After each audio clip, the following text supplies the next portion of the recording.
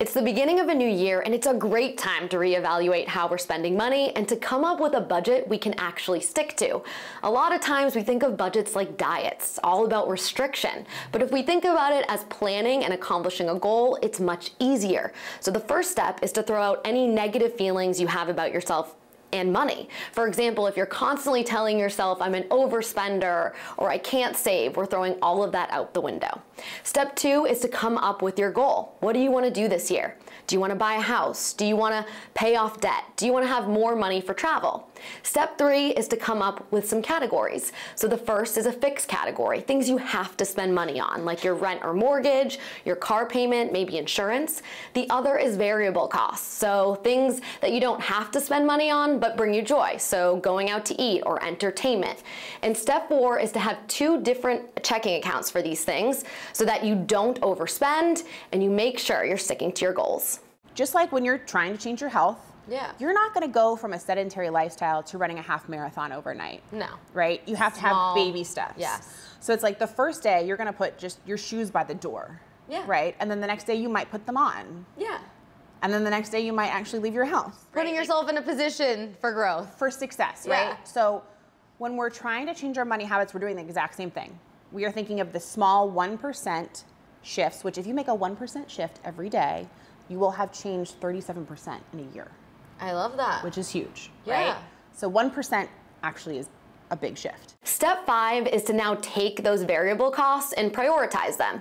So if going out to eat is more important to you than entertainment, maybe you just have a Hulu account instead of a Hulu and a Netflix account.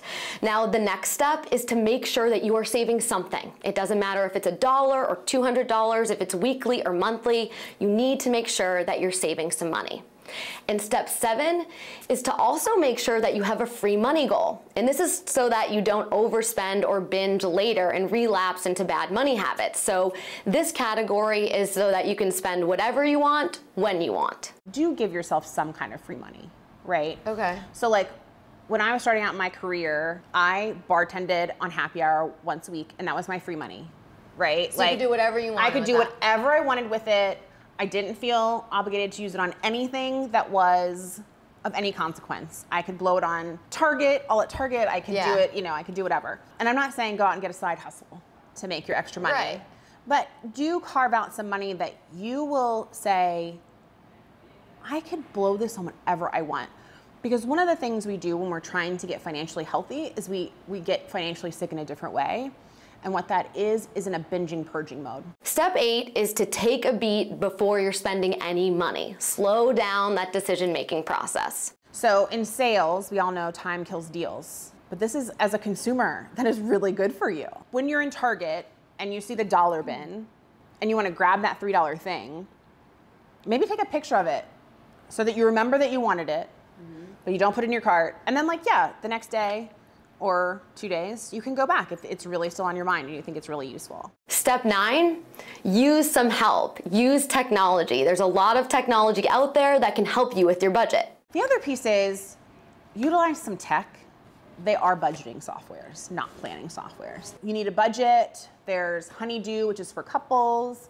And especially if you're couples that aren't combined finances, you can set what is going to be transparent between you and what won't. So find one, and they're all different. Like they're all a little different. They're all going to get you where you want to go. Almost all of them have a free trial of some sort. In step 10, make sure you're capturing some free money. And there's plenty of ways to do this. Make sure that you're making it work for you. If you are good at paying off your credit card balances, should you be using your credit card and getting cash back or benefits rather than your debit card, right? So are there ways that you can capture some easy cash to supplement? If credit cards are healthy for you, that is something that harvesting everything you can from your perks, will go a long way as well. There's your 10 steps for making a successful budget and sticking to it. If this video is helpful to you, make sure that you click that like button and hit subscribe.